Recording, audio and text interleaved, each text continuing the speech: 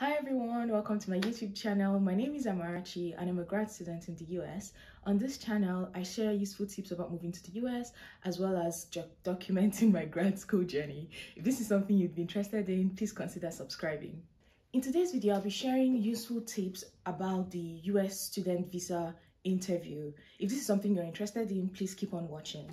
The first tip I have is do not be late. Under any circumstance, don't be late. If you live far away from your interview like location or center, either stay with someone, a friend or relative who lives close by if you have one, or make the sacrifice and get a hotel close to the embassy. So I had my interview in Lagos. I stayed in a hotel that was like 5 or 10 minutes drive away from the embassy, but I still left 2 hours before my interview time to get there because I just didn't want any excuses. And you know, lateness, there's something lateness does to you. You're disoriented, you're running, you're sweating, you're panting. It's just not a good look. I mean, you're already going to be nervous on that day. Add lateness on top of it and you'll see that you're just going to be a hot mess. So try not to be late. The next thing is fill your DS-160 form by yourself. So the DS-160 form is the application form. Fill this in by yourself. Don't use any agents, third parties, whoever. The reason for this is very simple because you're the person who knows yourself best. That form is going to ask about information. It's going to ask for information like your age, your marital status, or like your sponsor and all of these. I've heard stories of people who use an agent and the agent fills in something different. You appear for your interview, the visa officer is asking you questions, you're answering something else, what's on your form is something else. By the way, when you're answering these questions, they're looking at your form and like trying to be sure that both information match. So you don't want to have any situation where it's like, oh well, this is my answer, but then your form says something else. That's probably going to be an automatic rejection. So fill the form in by yourself. Going off of the second point, the third point is don't lie. Don't lie on the form, don't lie on your interview date, because like I said before, they're going to cross-check and to be sure that what you're saying on that day is correlates with what's on the form. So don't lie. Just don't lie about anything on there. If you have relatives in the US, like close relatives, say it on the form, and like if they ask you on that day, say it as well. If you're married, say that. Just don't lie. The next tip is before heading to the interview location, double, triple check as many times as you have to that all of your documents are with you. The 7 required documents are your passport with 6 months validity on it, your I-20 signed and authorized by the school, your DS-160 printout with a barcode, your passport photo, 2 passport photographs, 2 by 2 inches, so not the regular like Nigerian passports, 2 by 2 inches passport photographs, 2 of those, your service fee receipt, your appointment letter, and your visa fee receipt. So if you're in Nigeria, this receipt is from GT Bank, so you need all of those. Now this is very important. You need all of those like printed out. This is very important because when you get to the embassy, you're going to like double check your documents even before you get in. And if you don't have any of the documents, you have to print out stuff. I mean, you could print it out there at the embassy because there are people who do that, but you're going to pay an arm and a leg. Like I didn't have to do this, but I've heard people say like these people who are outside the embassy just charge a ridiculous amount. You could pay like 5K to take a passport picture or like to print, I don't know, a sheet of paper. So just be sure that you have all of your documents with you. The next tip is practice. You're probably like, practice what? You're going for an interview. So like every other interview, you have to prepare. You can find a list of frequently asked questions either here on YouTube or if you like Google. They're like a list of just regularly asked questions.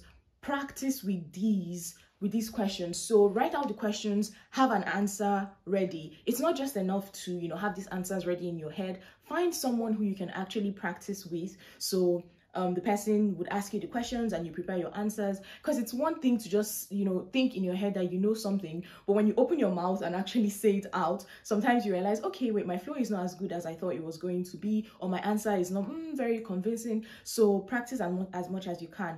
On the other hand, don't cram your answers and sound like a robot, because when you get there on that day, I've heard stories of visa officers telling people like, hold on, tell me like an actual answer, not something that you've memorized. So you need to sound as natural as possible. But yeah, just practice so you have an idea of what your answers are going to sound like if you ask a specific question. The sixth tip is, when you get there, try not to be fazed by what's going on around you. So especially by the rejections. So when you get into this place, there's going to be like a long line of people. There are going to be like multiple windows with visa officers. You know, you're just on the line. One person goes here, one person goes there. Everybody can see and hear what's happening. You know, you can see all the people getting accepted. You can see all the people getting rejected. And although it's natural for you to start to feel some type of way, do your best not to be fazed by all of that that's going on around you.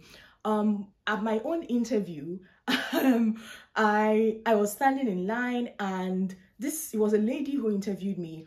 This lady had rejected two people who were like before me. You know, you're standing there, you're kind of calculating. You can see the VOs who are more lenient than others, and sometimes you start to think, okay, you know what, I really want to go there. Some people even get out of line just to avoid going to a VO who has like rejected a couple of people. They're like, oh, I'm going to the bathroom, and they leave. But yeah, just try not to be fazed by all of that that's going on. Anyway, like I was saying, sorry for rambling off. The lady that interviewed me had rejected two people before me, and I was like, well, okay. And I got sent to her, but I got approved anyway. So yeah, just try not to be fazed by what's going on around you. The seventh tip is, know your course of study very, very well. Like, know what you're going to study. Of course, if you have any like concentrations, know that as well. Know what you're going to be working on. If you have like an assistantship or something, know what you're going to be doing for the school or for the department that has, you know what you're going to be doing for them that you're going to be getting paid for. English is hard, but you get what I mean. Like, know why you got this funding. So what are you going to be doing for the school? All of that. You need to know all of that. In addition to knowing your course of study, know how to pronounce the name of the city or the university that you're going to. So for some cities or for some universities, it's like pretty straightforward. Like, the name is pretty straightforward.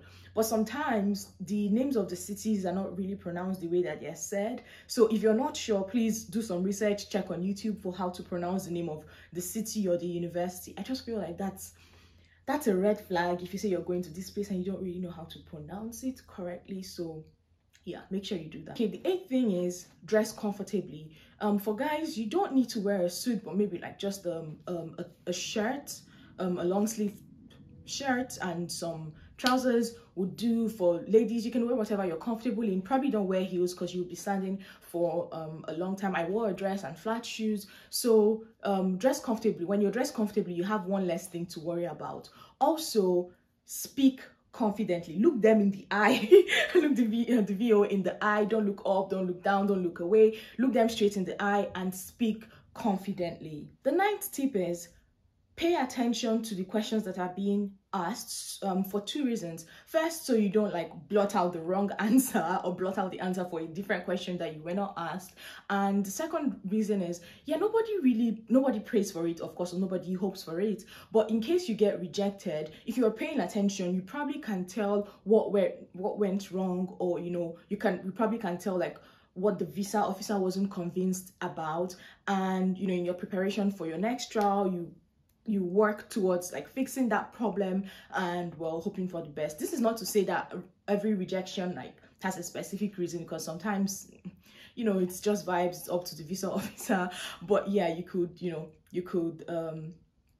like work on one specific thing. And this is also very important, because when you get rejected, they don't give like a case-by-case basis on why you were rejected. It's just like a generalized, I don't even know I don't remember what the form is called, but it's just not the white paper. If you get a colored paper, yeah, you're rejected, and that paper is not going to say why you were rejected. If you ask the visa officer as well, they're not going to answer you. So yeah, do that. The 10th tip is, if you're religious, pray, because like I said before, sometimes it's not that you're not prepared. So you can be prepared all you want, and for whatever reason, things just don't work on that day. Maybe, who knows, the visa officer is in a bad mood, somebody annoyed them from home, their co-worker annoyed them, multitude of things could go wrong.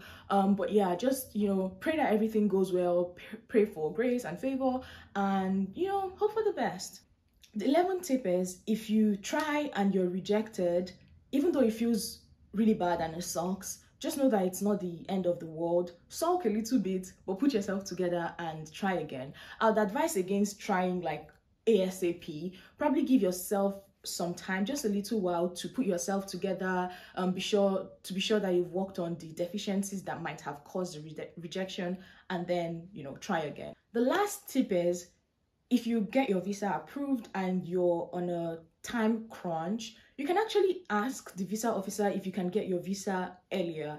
Not earlier than 3 business days though. So as an example, my visa interview was last year, 2021, June 1st, and this was in Lagos. I had heard that your passport was going to be ready in 3 business days. So this was on a Tuesday. I don't live in Lagos, so I had come into Lagos and I had made plans to go back to my city by the weekend. So I think on Saturday or Sunday, I don't remember now exactly. But I was like, okay, I have this interview on Tuesday. If I get approved, and I have Wednesday, Thursday, Friday. Friday, I'm going to pick up my passport and then I'm going to go. I didn't choose the option to have my passport delivered because, you know, I'm Nigerian. I'm like, you know what, I want to see this passport. I'm going to take it by myself, pick it up by myself. Anyway, my visa got approved and the visa officer was like, oh, your passport is going to be ready for pickup on Monday. And I was like, Monday? So I told her, I was like, I asked, I was like, hey, look, I don't live in Lagos. Is it possible for me to get it like earlier? Because I'm leaving that weekend. And she's like, oh, okay. So she just like got a sticky note, made a note, put it on my passport. And on Friday, I got the message that my passport was ready to pick up. And I did that. So yeah, if you're in this situation where, you know, you're a little bit of, you're like in a time crunch and you have to pick up your passport earlier than they say that you can pick it up, it wouldn't hurt to ask. Just ask them. And that's it for today's video. Thank you so much for tuning in. Thanks for watching this video. If you found it useful, please like, comment, subscribe, share your experiences on what your visa interview process was like. Good luck to everyone and I wish you the best. Bye.